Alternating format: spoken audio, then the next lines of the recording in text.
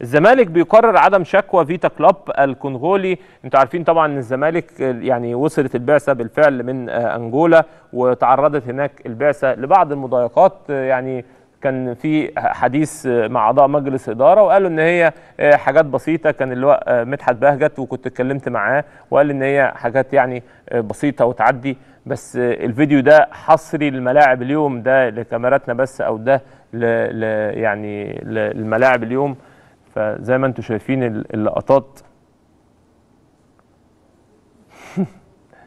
يعني مجلس إدارة نادي الزمالك والله يستاهل التحية. يعني تصريحاته الحقيقة هادية جدا، بس الدنيا برضو ما كانتش وردي. يعني بصوا المنظر عامل ازاي، وبصوا الموقف عامل ازاي. جمهور الحقيقة يعني كانت الدنيا واضح ان هي صعبة جدا، ولكن دي احداث ما بعد اللقاء طبعا. يعني الحمد لله ان الزمالك صعد بالنتيجة دي، والحمد لله ان البعثة بخير.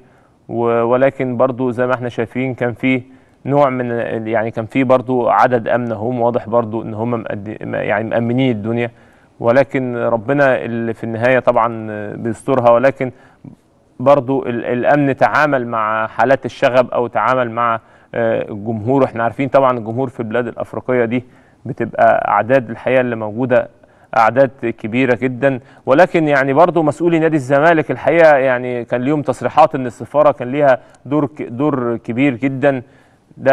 دي لقطات برضو يعني الوصول لبعثه نادي الزمالك، اللواء صبري سراج فييرا، اللواء مدحت بهجت، اعضاء مجلس اداره نادي الزمالك، دول في صاله الوصول في المطار.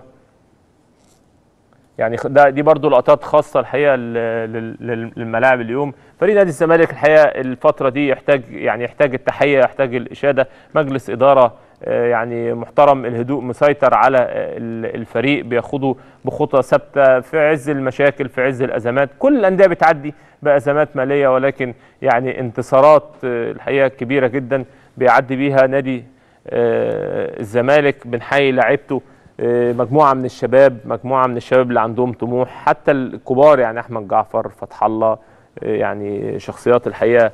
محمد ابراهيم نجم المستقبل القادم، يعني ربنا يعني يهديه كده، وان شاء الله باذن الله يكرمه الفتره القادمه.